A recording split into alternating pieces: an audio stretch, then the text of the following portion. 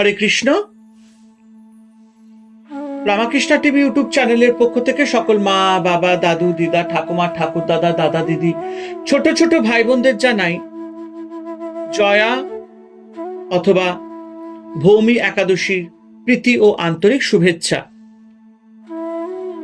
আমি আবারও চলে এসেছি শ্রী শ্রী রামকৃষ্ণ মিশনের শ্রীমদ্ ভগবদ গীতা সম্পর্কে আলোচনা করতে, যা সহজ সরল অনুবাদ ও ব্যাখ্যা করেছেন স্বামী লোকেশ্বরানন্দ মহারাজজি এবং সংকলন ও সম্পাদনা করেছেন স্বামী চিদ্রূপানন্দ মহারাজজি। আমরা আলোচনায় আছি শ্রীমদ্ ভগবদ গীতায় 10ম অধ্যায় বিভূতি যোগ, এবং আজ আমরা আলোচনা করব শ্লোক নম্বর 6 এবং 7। এবং একটি কথা বলবো, যারা যারা আমার আগের ভিডিও বা এপিসোডগুলি দেখা মিস করেছেন শ্রীমদ্ ভগবদ গীতার, অবশ্যই আপনারা আমার রামাকৃষ্ণ টিভি ইউটিউব চ্যানেলের প্লে লিস্টে যাবেন এবং সেখানে গিয়ে আপনারা শ্রীমদ্ ভগবদ গীতা প্লে লিস্টে আপনারা আগের ভিডিও বা এপিসোডগুলো দেখে নিতে পারবেন। তো চলুন আজকের আলোচনা 10ম অধ্যায় বিভূতি যোগ থেকে 6 নম্বর এবং 7 নম্বর শ্লোক।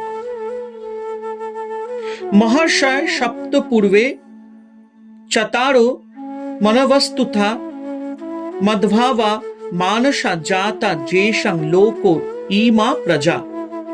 অর্থাৎ ভগবান বলছেন, ভৃগু প্রভৃতি সপ্ত মহর্ষি, তাদের পূর্ববর্তী সনকাদি 4 জন এবং চতুর্দশ মনু, এরা সকলেই আমার সংকল্প জাত এবং জ্ঞানৈশ্বর্যাদি প্রভাব সম্পন্ন।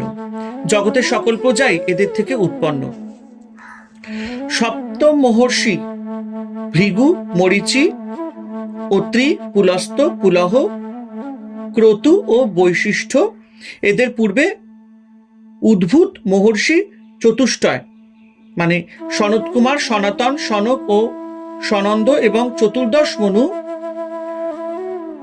স্বয়ম্ভু, সারচিষ, উত্তম, তামস, রৈবত, চাক্ষুষ, বৈবস্বত, সাবর্ণী, দক্ষ সাবর্ণী, ব্রহ্ম সাবর্ণী, ধর্ম সাবর্ণী, রুদ্র সাবর্ণী, দেবা সাবর্ণী, ইন্দ্র সাবর্ণী। এরা মানব জাতির আদি পুরুষ। কেবল সাধারণ জীব সকলেই যে ভগবানের বিভূতি হতে উৎপন্ন হয়েছে তা নয়, প্রজা সকলের সৃষ্টিকর্তা চতুর্দশ মনু, সপ্ত ঋষি এবং শ্রেষ্ঠ মহর্ষি, এদের সকলেরই আদি ভগবান। এদেরই পুত্র পৌত্রাদি এবং শিষ্য প্রশিষ্য দ্বারা মানব কুল বৃদ্ধি পেয়েছে। এরা ভগবানের মনোসংকল্প জাত এবং ভগবানের চিরন্তন বিভূতি। এদের মধ্যে দিয়েই মানব কুলের সৃষ্টি এবং বৃদ্ধি সাধন হয়েছে। সমগ্র মানব কুলের আদি এবং শ্রেষ্ঠ পুরুষ বলে এরা ভগবানের বিশেষ বিভূতি। তারা ভগবানের সংকল্প জাত, তার মনের সৃষ্টি। ব্রহ্মা স্বয়ং ভগবান নারায়ণের মনের প্রকাশ। ব্রহ্মাই সর্বপ্রথম আবির্ভূত হন। তারপর ব্রহ্মা থেকে জন্মালেন 4 শ্রেষ্ঠ কুমার, তারপর ঋষিগণ এবং মুনিগণ, মাফ করবেন মনুগণ। তাদের থেকে সমস্ত প্রজা সৃষ্টি হয়েছে। এইভাবে জগতে মানবের সৃষ্টি হয়েছে। আসল কথা হচ্ছে, সৃষ্টির প্রথমে এক বিশুদ্ধ চৈতন্য ছিল, তাতে কোনো বৈচিত্র্য ছিল না। পরে ধীরে ধীরে সূক্ষ্ম থেকে স্থূল রূপে প্রকাশিত হয়।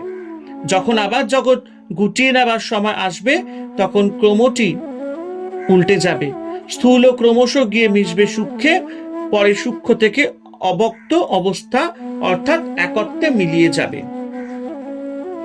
এতাং বিভূতিং যোগঞ্চ মম যো ব্যক্তি ততত্ব সোহ বিকম্পেন যোগেন যুযুতে নাত্র সংশয়। অর্থাৎ ভগবান বলছেন, তিনি আমার এই বিভূতি অর্থাৎ সর্বজ্ঞত এবং যোগেশ্বর্য যথাযথ জানেন। তিনি অবিচলিতভাবে জ্ঞান সমাধি যোগের দ্বারা আমাতেই যুক্ত হন। এ বিষয়ে সন্দেহ নেই। পূর্বে বর্ণিত ভগবানের ওই বিভূতি এবং যোগ যিনি যথার্থভাবে উপলব্ধি করেন, তিনি ভগবানের সঙ্গে অবিচ্ছিন্নভাবে যুক্ত হন। অবিকম্পেন যোগেন, অবিচলিত যোগ, যা থেকে কখনোই চ্যুত হন না, স্থির ও দৃঢ় জীবন। কারণ তার নিশ্চিত ও দৃঢ় জ্ঞান লাভ হয় যে বিশ্বের সমূহ প্রকাশের পেছনে স্বয়ং ভগবান এবং তিনি জীবের অন্তর থেকে তাকে নানাভাবে চালনা করেছেন। অজ্ঞানী মানুষের মতো তিনি জাগতিক বস্তু সমূহকে পৃথকভাবে দেখেন না। তিনি সকলের মধ্যে একই আত্মার বিকাশ দেখতে পান। তিনি তার আত্মাকে পরমাত্মার সঙ্গে এক অনুভব করেন। এই যোগ যতই গভীর হয় তিনি ততই ভগবানের প্রকৃতি বা দৈবী ভাব প্রাপ্ত হন, অর্থাৎ তিনি দেবমানবে রূপান্তরিত হন।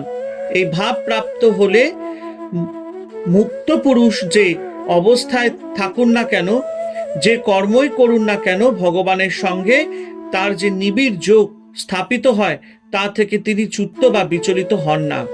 যেহেতু এই যোগ সমগ্র দর্শন এবং আত্মানুভূতির উপর প্রতিষ্ঠিত, সুতরাং তা হতে বিচ্যুতির কোনো সম্ভাবনা থাকে না।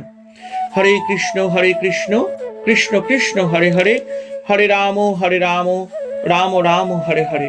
জয় শিব শম্ভু, জয় দেবী দুর্গা দুর্গতি নাশিনী, জয় মা কালী।